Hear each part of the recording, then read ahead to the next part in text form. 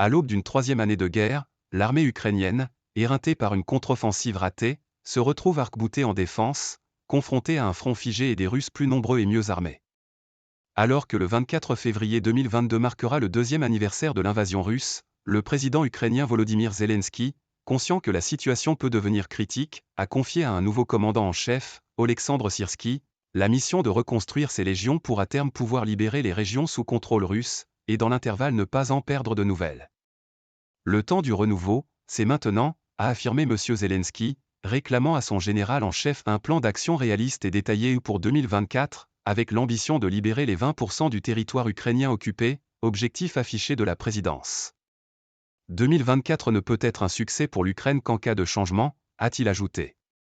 D'autant que sur la ligne de front, entre pluie et neige, l'hiver, le deuxième pour de nombreux soldats, a usé les organismes et le moral des troupes. Fatigués. Les gars sont très fatigués. Moralement, physiquement, ils n'en peuvent plus.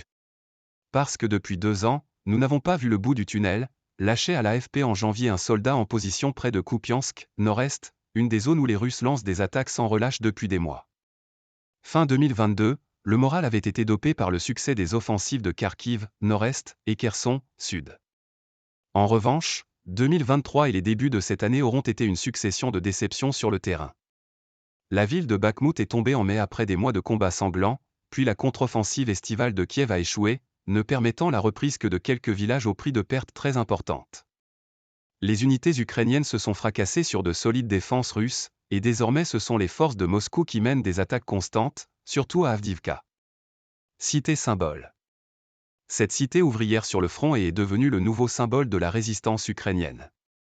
Depuis octobre dernier, les forces russes attaquent et bombardent massivement pour conquérir cette ville, aujourd'hui fortement détruite, où vivent encore quelques 900 civils, contre 30 000 avant la guerre.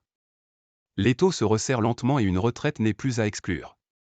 Le maire, Vitaly Barabaki, a décrit ces derniers jours une situation critique dans certains quartiers et admis qu'il y avait lieu de premiers combats de rue. Déjà en novembre, l'armée russe envoyait ses hommes par vagues, subissant des pertes massives, au vu des champs jonchés de cadavres décrits par des soldats qui défendaient la ville, où l'AFP s'était rendu à l'époque. Seule bonne nouvelle des derniers mois, la mer Noire.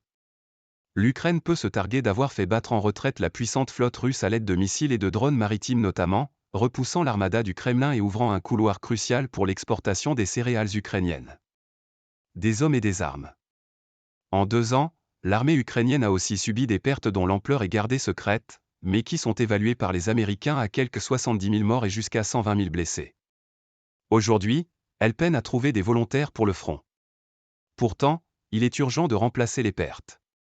En outre, des vétérans commencent à revendiquer un droit à la démobilisation.